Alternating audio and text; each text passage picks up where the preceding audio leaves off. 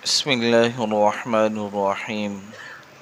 عن عائشة رضي الله عنها قالت قال رسول الله صلى الله عليه وسلم ما عمل ابن آدم من عمل يوم النحر أحب إلى الله من إهراق الدم وإنه ليأتي يوم القيامة بقرونها وأشعارها وأزلافها وإن الدم ليقع من الله بمكان قبل أن يقع بالأرض فطيبوا بها نفسا. آج کی جو حدیث مبارکہ ہے یہ عید الاضحیٰ کی قربانی کے حوالے سے ہے.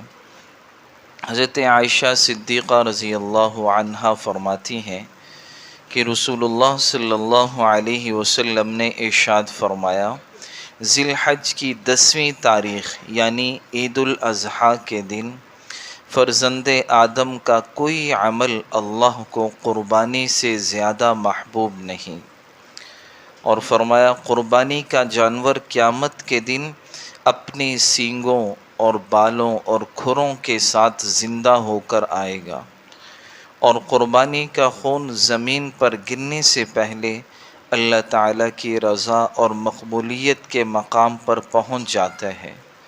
پھر آگے آپ نے فرمایا فَطِيبُوا بِهَا نَفْسًا، اے اللہ کے بندو دل کی پوری خوشی سے قربانیاں کیا کرو.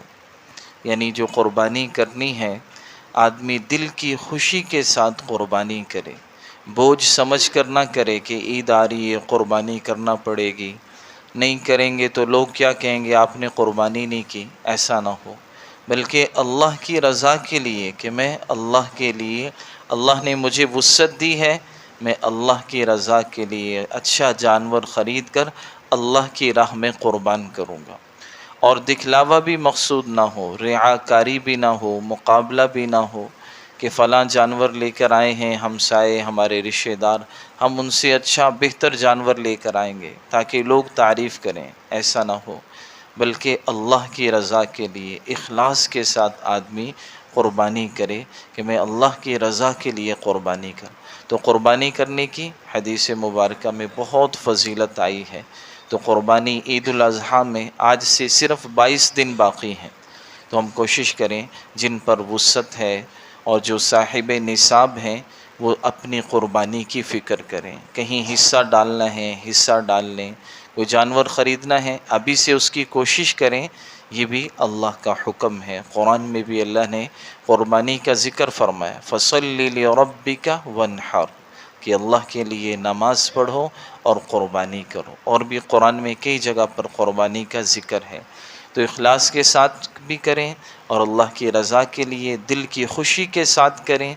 اور اسی طرح جو ہے جن پر قربانی بنتی ہے وہ ابھی سے اس کی فکر کریں کہ یہ فریضہ ہم نے اچھے طریقے سے ادا کرنا ہے. اللہ ہم سب کو عمل کی توفیق عطا فرمائے. الحمدللہ رب العالمین والعاقبۃ للمتقین والصلاة والسلام علی سید الانبیاء والمرسلین. یا اللہ ہم سب کو اپنی رضا کے لیے قربانی کی توفیق نصیب فرما. جنہیں وسعت نہیں یا اللہ ان سب کو وسعت نصیب فرما. سارے عالم میں دین کو زندہ فرما، بے دینی کو ختم فرما. یا اللہ دنیا آخرت کی خیریں بھلائیاں عافیتیں نصیب فرما. وصلی اللہ تعالی علی خیر خلقہ محمد وعلی آلہ واصحابہ اجمعین برحمتک یا ارحم الراحمین.